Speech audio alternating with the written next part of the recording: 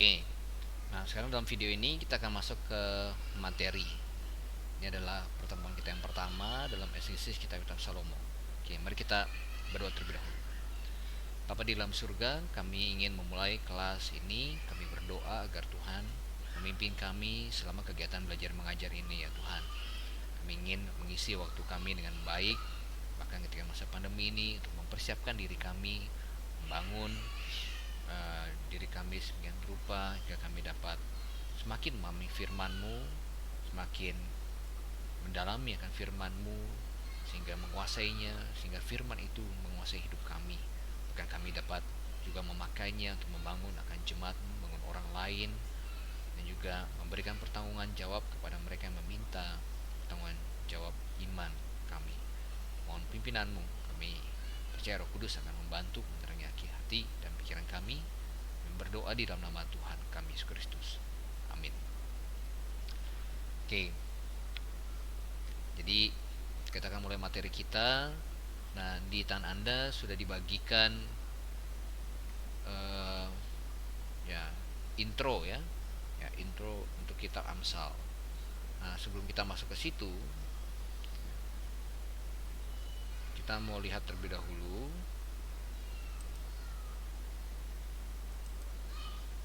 kitab Salomo.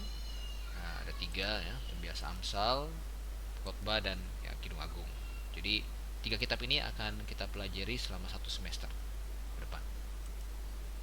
Oke, jadi kita akan membagi menjadi beberapa bagian pelajaran kita. Kita akan belajar tentang pendahuluan, kemudian outline besar seperti objektif daripada kelas ini dalam silabus itu. Kemudian pengajaran utama dalam kitab Amsal, juga dalam Khotbah, Kidung Agung, ayat-ayat kontroversial, kemudian nasihat-nasihat praktis. Sama ya, Khotbah juga kita akan melihat pendahuluan, outline, pengajaran utama, ayat-ayat kontroversial, kemudian nasihat-nasihat praktis. Begitu pula dengan Kidung Agung. Oke. Oke, nah dulu kita mau lihat sekarang. Coba lihat di kertas yang dibagikan itu ya. Saya ada kasih ke TU, Anda sudah pegang sekarang itu. Jadi kita mau masuk ke pendahuluan kitab Amsal.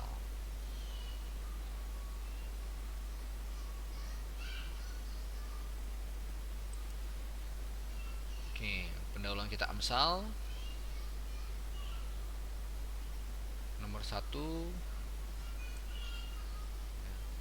Jadi judul Ibrani untuk kitab Amsal adalah Miseleh Salomo. Jadi Amsal-Amsal Salomo.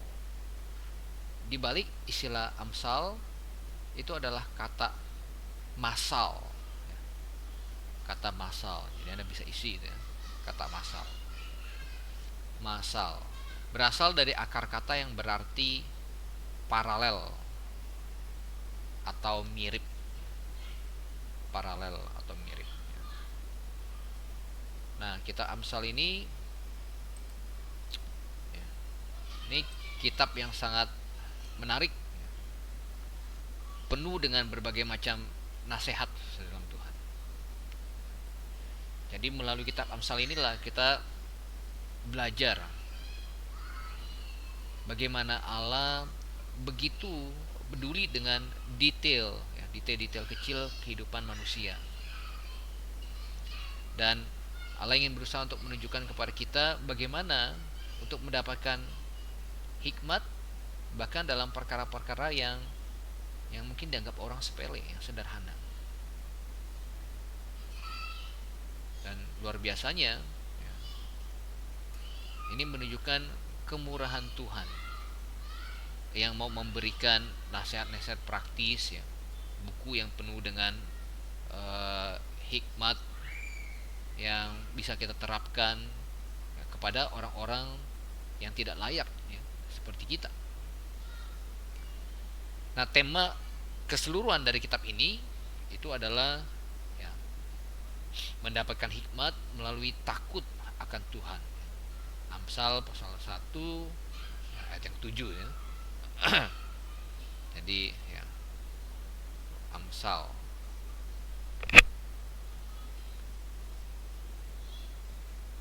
Nah, ini adalah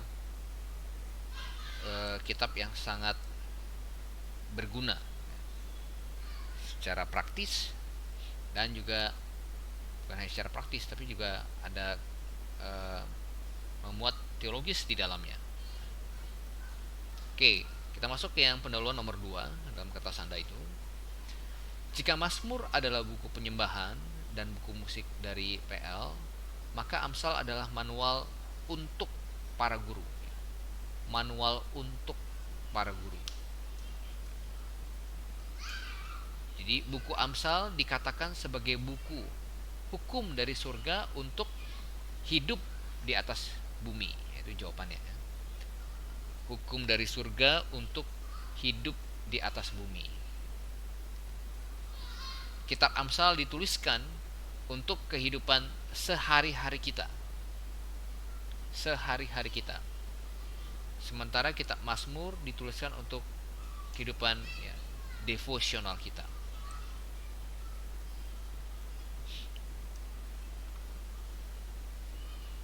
Nah, jadi apakah Amsal masih berlaku? Amsal kan di dalam perjanjian lama. Apakah itu masih berlaku untuk orang-orang PB pada hari ini? Nah, coba kita lihat para penulis PB juga mengutip dari Amsal. Penulis Ibrani yang kita percaya adalah Rasul Paulus mengutip dari kitab Amsal. Coba kita buka dulu Amsal pasal yang ketiga.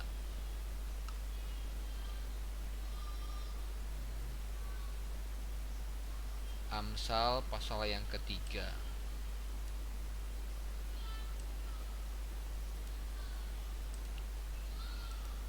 Ayat yang ke-11. Amsal 3 ayat yang ke-11.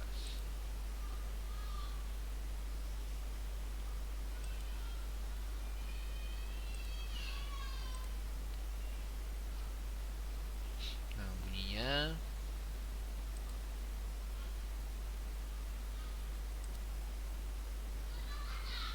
hai anakku, janganlah engkau menolak didikan Tuhan, dan janganlah engkau bosan akan perkataannya. Janganlah engkau menolak didikan Tuhan. Nah, coba Anda bandingkan dalam kitab Ibrani. Ibrani pasal 12 ayat yang kelima. Jadi dikutip oleh Rasul Paulus. Ibrani pasal yang ke-12 ayat yang kelima. Dan sudah lupakah kamu akan nasihat yang berbicara kepada kamu seperti kepada anak-anak? Nah, nasihat yang berbicara pada kamu apa nih? Ini adalah kita Amsal itu tadi. Hai anakku, janganlah anggap enteng didikan Tuhan, dan janganlah putus asa apabila engkau diperingatinya. Jadi kita lihat bagaimana penulis kitab Ibrani mengutip kitab Amsal. Jadi ini juga ditujukan untuk orang percaya PB pada hari ini.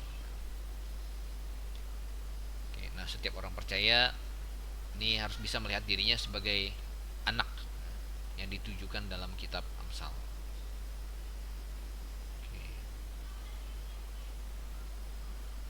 Oke, baik. Kita lihat kembali ke dalam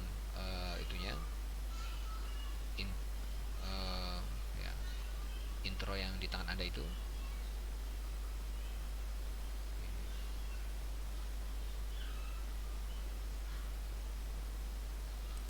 Nomor 3. Ada 3 terminologi untuk hikmat di dalam kitab Amsal, yakni hokmah, bina, dan tusia. Hokmah, bina, dan tusia. Nah, yang pertama, hokmah atau hikmat. Hokmah sekali terjemahkan hikmat. Lihat Indonesia ada sama ya, ada h-nya, ada k-nya, ada m-nya. Di Ibrani juga hokmah. Ini adalah terminologi hikmat yang paling banyak dipakai. Jenis hikmat ini melingkupi pemilihan yang tepat akan mana yang baik dan yang jahat, antara nilai moral yang baik dan buruk, ada salah ketik situ, antara kewajiban dan kegemaran diri sendiri. Implikasi dari hikmat ini adalah kemampuan untuk mengaplikasikan teori ke dalam praktek hidup sebenarnya. dengan konsisten mengaplikasikan apa yang kita tahu menjadi apa yang harus kita lakukan. Jadi ya dari teori kemudian diaplikasikan jadi praktek ya. Jadi ya begitu pula ya iman kita kita tahu kemudian itu diterapkan di dalam ya kehidupan kita ya, praktek. Nah, pengajaran yang benar adalah pengajaran yang praktis ya, yang bisa kita terapkan. Oke, kita lihat terminologi kedua untuk hikmat dalam kitab Amsal itu ada bina. Bina seringkali diterjemahkan dengan pengertian, kemampuan untuk memilah berdasarkan kepandaian, perbedaan antara kebenaran dan kesalahan, antara kenikmatan sesaat dengan nilai-nilai yang berjangka panjang. Itu pengertian ya, bina. Kemudian tusia, ini hikmat yang efisien. Tusia merujuk kepada aktivitas pikiran orang percaya untuk dapat menyimpulkan apa yang telah Allah wahyukan menjadi prinsip-prinsip yang dapat diaplikasikan dalam kehidupan sehari-hari. Tusia, hikmat yang efisien. Oke. 4. Kita mau lihat tentang paralelisme. Nah, jadi dalam Alkitab itu, terutama kitab-kitab puisi, setidaknya ada 3 jenis paralelisme yang kita bisa temukan. Oke, saya ganti ke sini dulu. Nah, ini paralelisme dalam kitab-kitab puisi. Ada yang namanya synonymous parallelism. Synonymous parallelism. Nah, apa arti dari synonymous parallelism ini? Nah, arti dari synonymous parallelism ini ya Anda bisa tulis ya. Nah, saya ada berikan. Nah, Anda bisa catat di situ. Jadi dia paralelisme yang sinonim. Paralelisme yang sinonim. Nah, dari namanya saja harusnya ini bisa memberitahu kepada kita ya. Jadi apa maksudnya paralelisme yang sinonim? Klausa kedua atau kalimat kedua itu berisikan pikiran yang sama dengan klausa yang pertama atau kalimat pertama. Jadi dia mirip-mirip, sinonim. Klausa kedua sama, isinya sama dengan klausa yang pertama ya, atau sinonim dengan klausa yang pertama. Coba kita buka di dalam contoh ya, Amsal 8 ayat 18.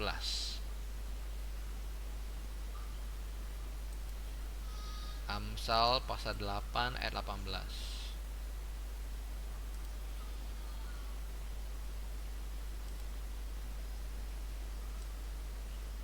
Nah, ini adalah contoh penggunaan paralelisme sinonim ya. Kekayaan dan kehormatan ada padaku, juga harta yang tetap dan keadilan ya, jadi kekayaan sinonim dengan harta, kehormatan sinonim dengan keadilan. Jadi pemikiran pertama dalam kalimat pertama ditekankan lagi, ditegaskan lagi, dan lebih dijelaskan lagi ya, dalam kalimat yang kedua, klausa kedua. Kekayaan dan kehormatan ada padaku, juga harta yang tetap dan keadilan. Oke, kita lihat contoh lainnya dalam Amsal pasal 9 ayat yang ke-7. Amsal pasal 9 ayat yang ke-7. Siapa mendidik seorang pencemooh mendatangkan cemooh kepada dirinya sendiri, dan siapa mengecam orang fasik mendapat cela. Ya.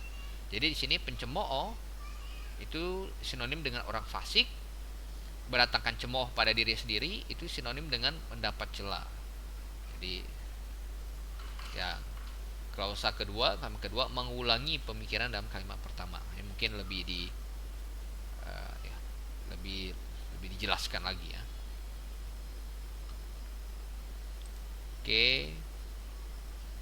Itu tipe pertama. Kita lihat sekarang yang tipe kedua. Oke, kedua ada yang namanya antitetik paralelisme. Paralelisme ya. Paralelisme yang antitesis. Nah, antitesis.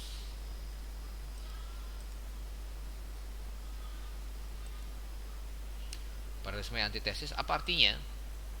Paralelisme yang antitesis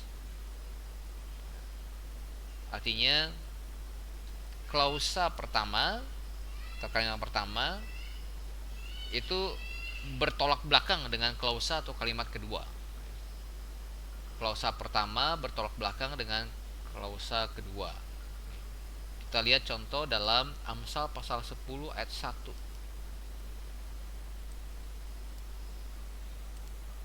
Amsal pasal 10 ayat 1.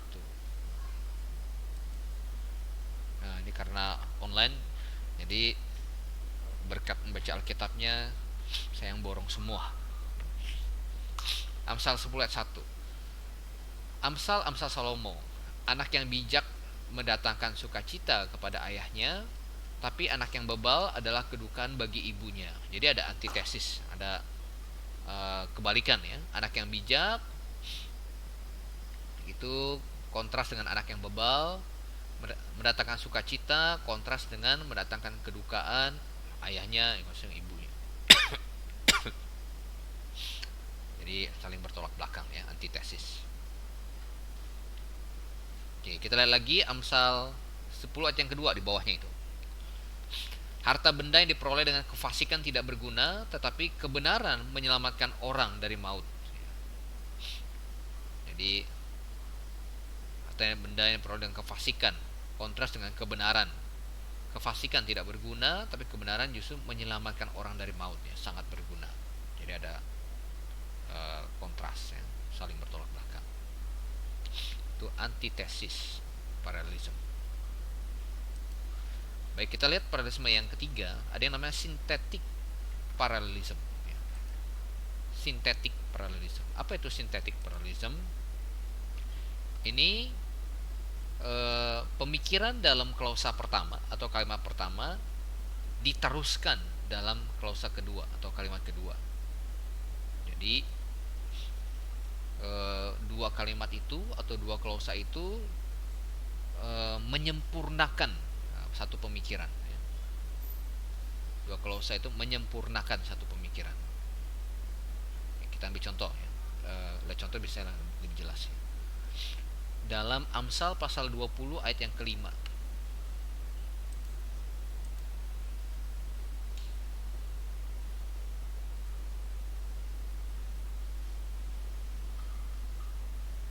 Amsal pasal yang ke-20 ayat yang kelima.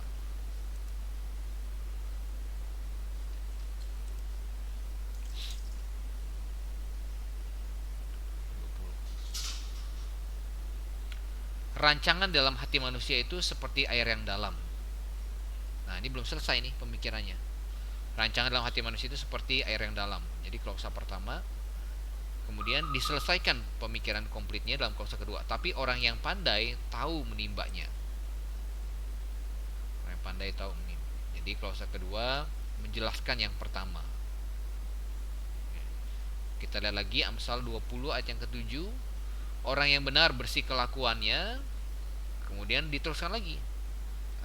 Karena dia bersih kelakuannya, benar, maka ya keturunannya pasti berbahagia ya, berbahagialah keturunannya. Jadi ada 3 macam paralelisme ya, dalam kitab-kitab puisi. Oke, kembali ke dalam itu kita. Pendahuluannya Anda pegang itu. Nah, karakteristik paralelisme dalam kitab Amsal itu adalah kebaikan adalah tipe antitesis ya.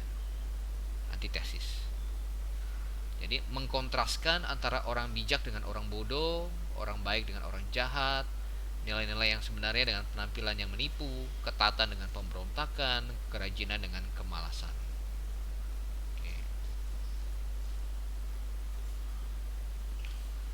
Kitab Amsal adalah selanjutnya nomor 5, kitab Amsal adalah 2 dari 3 buku yang didesain sebagai literatur.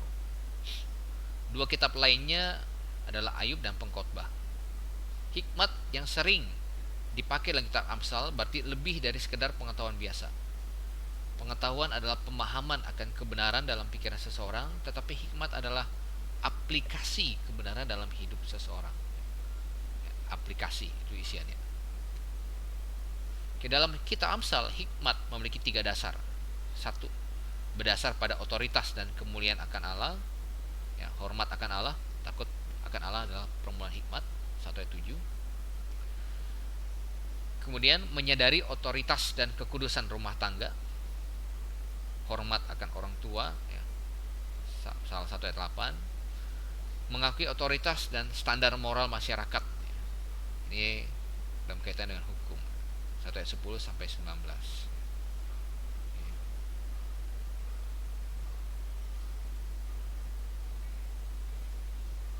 Oke.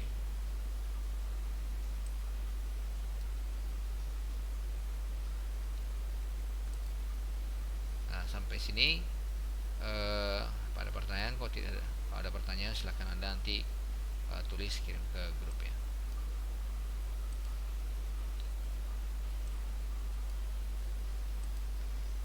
Oke. Nah, kita masuk ke yang keenam.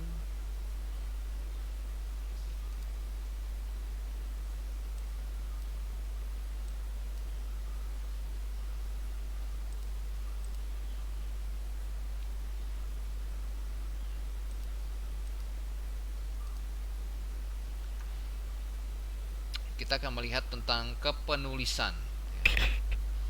Kepenulisan.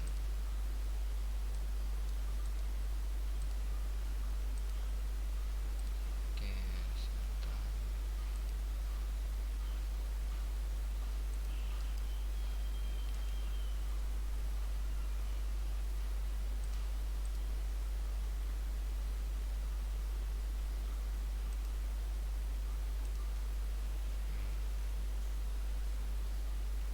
Kita melihat yang kepenulisan.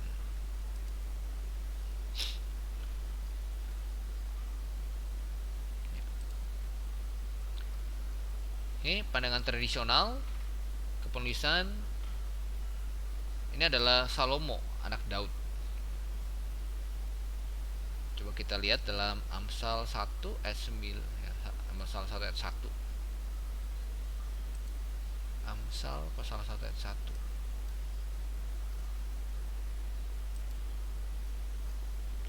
Amsal Salomo bin Daud Raja Israel. Jadi jelas sekali ya, Amsal Salomo bin Daud Raja Israel. Jadi secara tradisional Salomo yang menulis ini.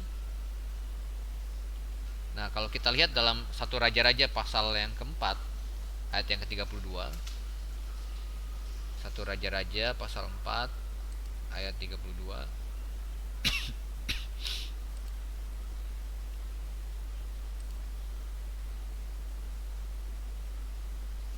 ayat 32. Salomo menggubah 3000 Amsal dan nyanyiannya ada 1005. Jadi ada 3000 Amsal yang ditulis oleh Salomo. Dan dalam kitab Amsal kurang lebih ini ada sekitar 700 Amsal. Jadi ini 700 berarti yang diinspirasikan. Nah, selebihnya kita tidak tahu ada di mana, berarti itu tidak diinspirasikan oleh Tuhan. Coba kita lihat lagi dalam Pengkhotbah pasal 12 ayat 9. Ini juga diacu ya. Pengkhotbah 12 ayat 9.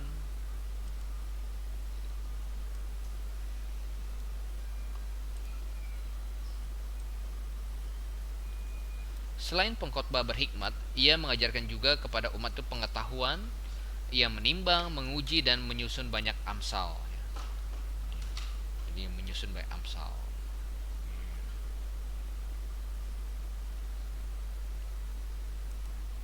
Jadi itu pandangan tradisional.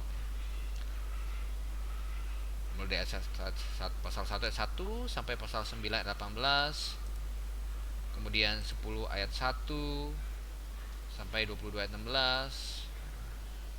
Nah, coba kita lihat di dalam pasal 25 ayat 1 ya. Nah, dalam pasal 25 ayat 1 Amsal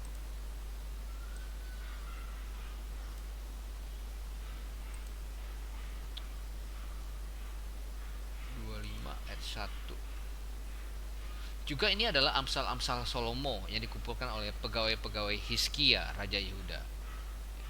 Jadi walaupun dipilih dan diterbitkan oleh komite di bawah penunjukan Raja Hizkia, tetap ini adalah Amsal-Amsal Salomo yang dikumpulkan ya oleh satu tim yang ditunjuk oleh Raja Hizkia. Raja Hizkia hidup 728 sampai 697 sebelum Masehi. Oke. Nah, harus diingat bahwa menurut 1 Raja 4 ayat 32, koleksi Amsal Salomo berjumlah 3000, sementara Amsal menjadi kanon berjumlah 800 ya. Jadi 700 sampai 800 ayat. Oke. Nah, 1 Raja pasal 3 ayat 5 sampai 28 dan pasal 10 ayat 1 memberikan penguatan dan akan ketenaran Salomo dalam hal hikmatnya. Coba kita baca dalam 1 Raja-Raja 10 ayat 1.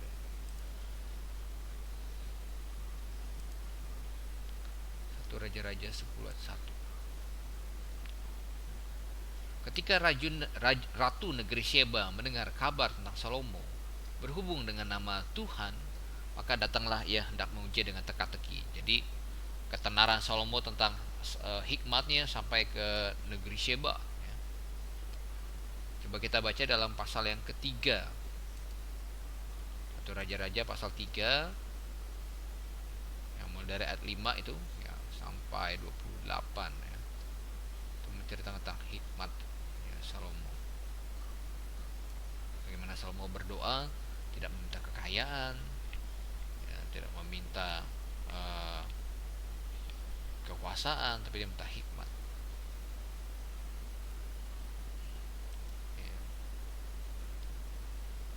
Dua bagian Amsal 22 ayat 17 sampai 24 ayat 34. Coba kita lihat Amsal 22 ayat 17. Itu diasumsikan ditulis oleh orang-orang bijak. Amsal 22 ayat 17.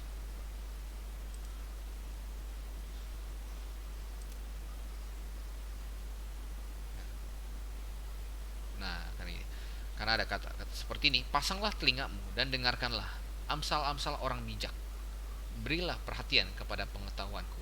Jadi diasumsikan ditulis oleh orang-orang bijak lainnya yang namanya tidak disebutkan. Sangat mungkin mengacu kepada orang-orang bijak dalam 1 Raja-Raja pasal 4 ayat 31, yang mana Salomo menjadi editor akhirnya dan memasukkannya ke dalam kumpulan amsal-amsalnya. Oke, coba kita lihat 1 Raja-Raja 4 ayat 31.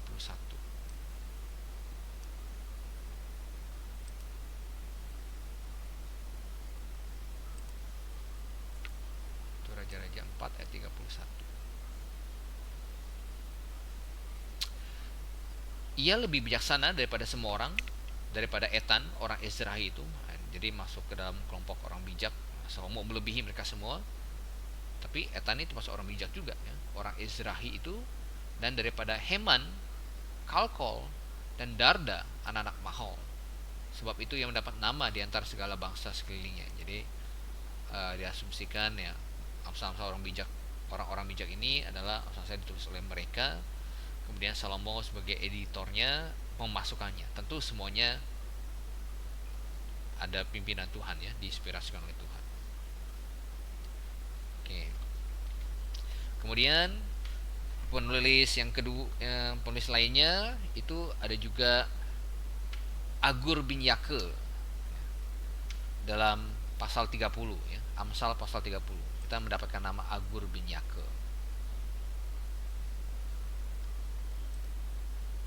Pasal 30. Perkataan Agur bin Yake dari Masa. Agur bin Yake. Jadi kita diberi nama Agur bin Yake, nama dia, nama bapaknya ya, Yake.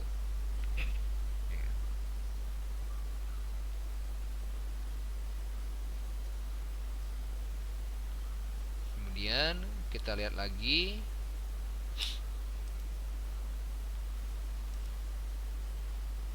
ada satu nama lagi, Agur Salomo, Agur Minyake, kemudian tadi ada orang-orang bijak ya, Hakamim dalam Ibraninya. Kemudian yang terakhir ada Raja Lemuel dalam pasal 31. Amsal 31. Inilah perkataan Lemuel, raja masa, yang diajarkan ibunya kepadanya ya, Lemuel. Nah, siapakah Lemuel ini? Apakah dia sungguh-sungguh seorang raja yang bernama Lemuel, atau ini sebenarnya adalah nama lain untuk Salomo? Saya pribadi percaya ini adalah sebenarnya Salomo sendiri ya. Jadi nama lain untuk Salomo, Lemuel.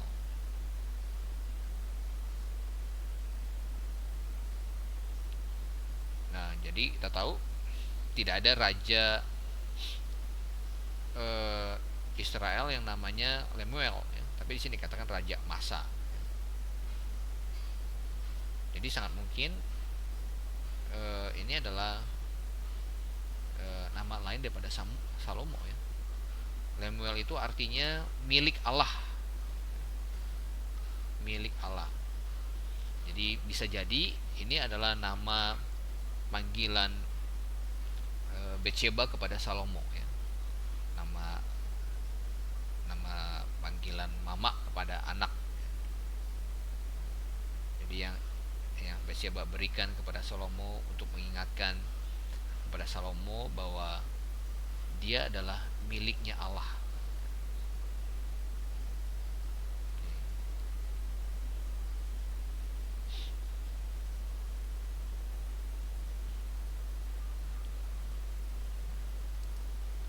Lemuel. Oke.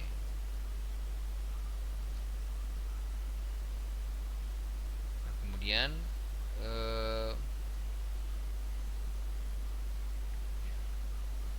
kita lihat lagi, masuk ke pandangan kritik sekarang.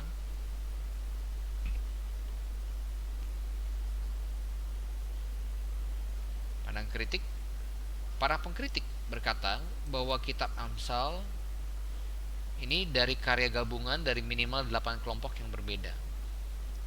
Beberapa pengelompokan itu ditulis oleh seorang yang tak dikenal yang kemudian diberi kredit kepada Salomo. Jadi sebenarnya penulis aslinya bukan Salomo. Setidaknya salah satu dari pengelompokan ini, pasal 22 ayat 17 sampai pasal 24 22, dikatakan adalah hasil pinjaman dan adaptasi dari sebuah tulisan Mesir yang berjudul The Wisdom of Amenemope. Ya, jadi pandangan kritik ya, Salomo atau mereka tidak percaya Salomo ya. Jadi 8 kelompok yang berbeda ini salah satunya mengutip atau menyadur The Wisdom of Amenemope, dan dari 8 kelompok ini semuanya memberikan kredit kepada Salomo. Jadi sebenarnya bukan Salomo sendiri yang tulis, itu pandangan kritik ya. Nah, kita tidak setuju dengan itu ya, karena dengan jelas ya Amsal 1 ayat 1 bilang ya Salomo ya. Salomo. Bahkan ketika Salomo mengadopsi amsal-amsal dari orang-orang bijak lainnya seperti yang kita asumsikan dalam pasal 22 ayat 17 itu, juga termasuk dengan Agur Minyake, itu semua ada proses inspirasi ya, Tuhan ya. Jadi Tuhan tercampur dalam pemilihan katanya ya, dalam pemilihan amsal-amsal yang akan dimasukkan ke dalam kanon. Oke, kita lanjutkan ya, penerima kitab ini. Jadi nomor 1 secara literal kepada putra sang penulis ya, jadi putra Salomo diasumsikan ya Rehobeam, tapi sayangnya ya Rehobeam ya sampai dengan syarat tidak mengindahkan nasihat dari ayahnya, justru membuat kerajaan Israel terpecah jadi dua ya, utara dan selatan. Kemudian penerimanya lebih luas lagi, bukan hanya mengacu kepada putra sang penulis yaitu Rehobeam, tapi juga kepada seluruh anak ya. Seluruh anak. Amsal pasal 4 ayat 1. Dengarkanlah hai anak-anak didikan seorang ayah. Jadi seluruh anak, entah itu anak dalam keluarga kita atau kita memposisikan diri sebagai anak, ya, anak dalam keluarga atau anak rohani dari gembala kita, ya, atau anak-anak Tuhan. Jadi kita memposisikan diri sebagai anak. Dan kepada seluruh manusia, dalam pasal 8 ayat 1 sampai yang kelima, ini undang hikmat ya pada seluruh anak manusia. Oke. Oke, kemudian kita masuk sekarang ke tahun penulisan.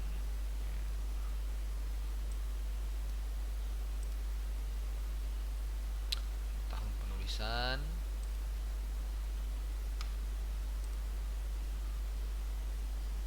Karena Amsal-Amsal tersebut ditulis oleh Salomo, maka tanggal penulisannya atau tahun penulisannya sekitar 950 sampai 900 sebelum Masehi. 950 sampai 900 sebelum Masehi. Amsal-amsal yang dikopi oleh para ahli Taurat Hizkia dikumpulkan sekitar tahun 700 sebelum Masehi.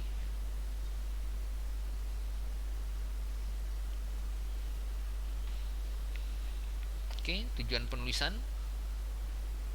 Tujuan kitab Amsal adalah untuk mengimpartasikan hikmat. Mengimpartasikan hikmat, itu isiannya. Kitab Amsal diberikan bukan hanya untuk mengimpartasikan pengetahuan di kepala, tapi untuk mempromosikan pengertian yang telah diterangi secara ilahi mengenai apa yang baik dan yang jahat. Hikmat ilahi ini kemudian diaplikasikan dalam hidup sehari-hari. Oke,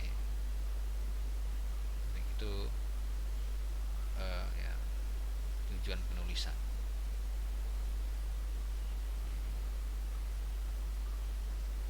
Nah, kita mulai sekarang pembagian outline-nya, ya, garis besar kitab ini.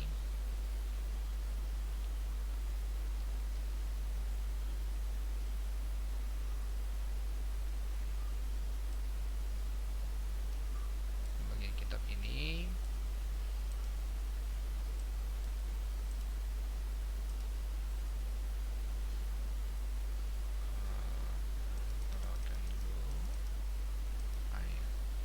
Jadi sebenarnya ada dua pilihan ya. Bisa Amsal-amsal untuk anakku, ini mulai dari Amsal pasal 1 sampai pasal 9. Amsal-amsal Salomo, Amsal pasal 10 sampai dengan 29. Amsal-amsal Agur, Amsal pasal 30. Dan Amsal-amsal Lemuel dari ibunya, Amsal pasal 31. Atau alternatif kedua, outline-nya, kontras antara hikmat dan kebodohan, Amsal pasal 1 sampai pasal 9. Kumpulan Amsal yang dikumpulkan oleh Salomo, pasal 10 sampai 24. Kumpulan Amsal yang dikumpulkan oleh orang Hizkia, Amsal pasal 25 sampai 31. Jadi ada ya, dua alternatif pembagian outline ya, secara garis besar. Oke. Nah, tadi kita ada lewatkan sedikit. Nah, kita mau lihat ya di dalam kitab Amsal ini. Jadi sebagaimana Tuhan katakan ya, Lukas 24 dan 44, seluruh Tanakh, Taurah, Nabium, kitab Nabi dan Ketubim, tulisan ya, kitab Mazmur, termasuk Amsal di dalamnya ya, di dalamnya semua merujuk kepada Yesus Kristus. Nah, di dalam kitab Amsal sendiri, Yesus Kristus itu digambarkan sebagai hikmat ya, personifikasi daripada hikmat. Amsal pasal 8 ya. Kemudian Yesus Kristus juga digambarkan sebagai ya, orang benar.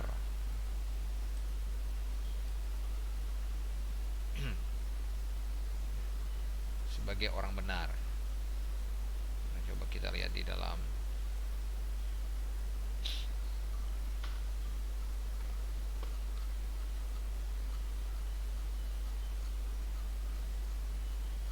kitab Amsal.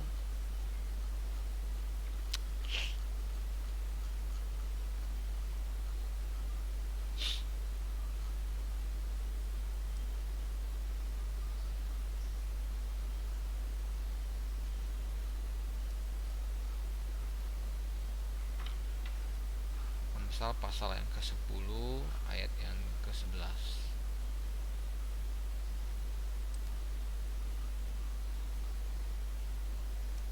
Amsal 10 ayat yang ke-11. Mulut orang benar adalah sumber kehidupan, tapi mulut orang fasik menyembunyikan kelaliman. Lebih lagi Yesus Kristus ya, mata air kehidupan ya. Jadi mulut orang benar Yesus Kristus. Kemudian ia juga digambarkan selain hikmat orang benar sebagai kebenaran itu sendiri ya. Ayat 14 ayat 6, coba kita lihat dalam Amsal 3 ayat 3. Amsal 3:3. Janganlah kiranya kasih dan setia meninggalkan engkau. Kalungkanlah itu pada lehermu, tuliskan itu pada loh hatimu. Nah, kata dibalik setia ini sebenarnya adalah truth ya, kebenaran. Janganlah kiranya belas kasihan dan kebenaran meninggalkan engkau. Oke. Kemudian ya ada juga amsal-amsal lainnya yang sebenarnya bisa mengacu pada Yesus Kristus. Coba kita lihat Amsal pasal 13 ayat yang ke-7. Ada orang yang berlagak kaya tapi tidak punya apa-apa. Ada pula yang berpura-pura miskin tapi hartanya banyak. Yang berpura-pura miskin. Kalau dalam King James-nya ada pula yang there is that maketh himself poor. Ada pula yang menjadikan dirinya miskin, namun sebenarnya hartanya banyak. Jadi bukan pura-pura ya, tapi menjadikan dirinya miskin. Jadi Yesus Kristus sang pencipta alam semesta ini ya, menjadikan dirinya miskin demi kita ya, menjadi manusia, lahir dalam sebuah palungan, menjalani kehidupan yang sederhana ya. Padahal dia adalah ya, pemilik ya, segala sesuatunya. Kemudian kita ambil contoh lainnya, Amsal yang bisa merujuk kepada Yesus Kristus, Amsal pasal 18. Amsal pasal 18 ayat yang ke-24. Ada teman yang mendatangkan kecelakaan, tetapi ada juga sahabat yang lebih karib daripada seorang saudara ya. Sahabat yang lebih karib pada seorang saudara. Nah, siapa itu? Ya Yesus Kristus ya, sahabat kita ya, sahabat dari orang-orang berdosa. Oke.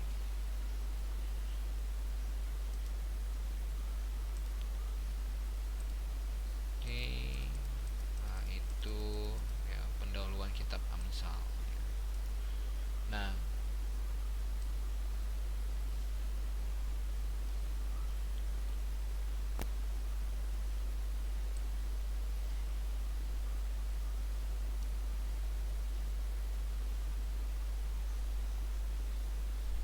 kita percaya kitab ini dimasukkan ya berdasarkan inspirasi Tuhan.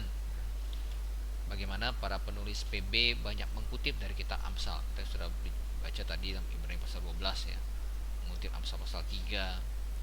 Coba kita lihat lainnya, contoh ya, Amsal pasal 3 ayat 34.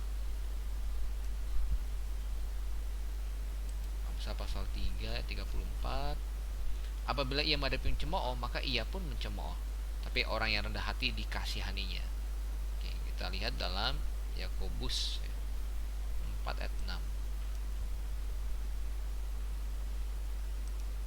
Jadi para penulis PB mengakui ya, otoritas daripada kitab Amsal sebagai firman Allah. Yakobus 4 ayat yang ke-6. Tetapi kasih karunia yang dianugerahkannya pada kita lebih besar daripada itu, karena itu ia katakan Allah menentang orang yang congkak tapi mengasihani orang yang rendah hati. Ini kutipan dari Amsal pasal 334 itu ya. Nah coba kita lihat lagi, Amsal juga menunjukkan sebagai kitab yang diinspirasikan karena memberitahu pada kita hal-hal yang mustahil diketahui lewat pengamatan manusia biasa. Ini ayat yang terkenal Amsal 15, kita biasa ajarkan pada anak sekolah minggu. Amsal 15 ayat yang ketiga.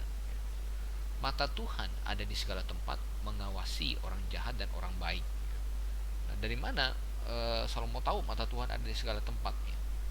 Ya Tuhan yang kasih tahu ya, lewat inspirasi firman-Nya.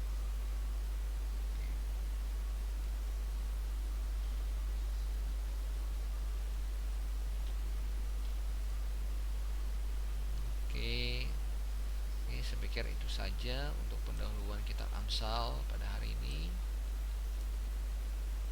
Oke,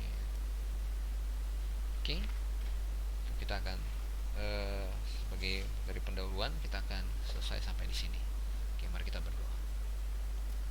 Bapa di dalam surga, ucap syukur kami sudah menyelesaikan pendahuluan dari kitab Amsal. Tuhan pimpin kami untuk kelas-kelas berikutnya agar kami dapat semakin mengerti ya Tuhan, dan kitab-kitab yang telah Tuhan inspirasikan, yang ditulis oleh manusia yang paling berhikmat yang pernah hidup, agar kami dapat mempelajari keberhasilan dan kegagalan hidupnya, dan juga tentu firman-Mu yang ada di dalamnya. Tolong pimpin kami semua. Kami mengucap syukur untuk firman-Mu. Kami berdoa dalam nama Tuhan kami Yesus Kristus. Amin. Oke, kalau Anda punya pertanyaan, silahkan langsung tuliskan di grup itu atau kirim voice note. Kalau ada yang kecepatan tertinggal, Anda perlu untuk atau lagi, Anda bisa lihat catatan teman atau Anda bisa tonton ulang videonya ya. Saya taruh di channel YouTube-nya BBC Gramata. Oke, selamat siang semua.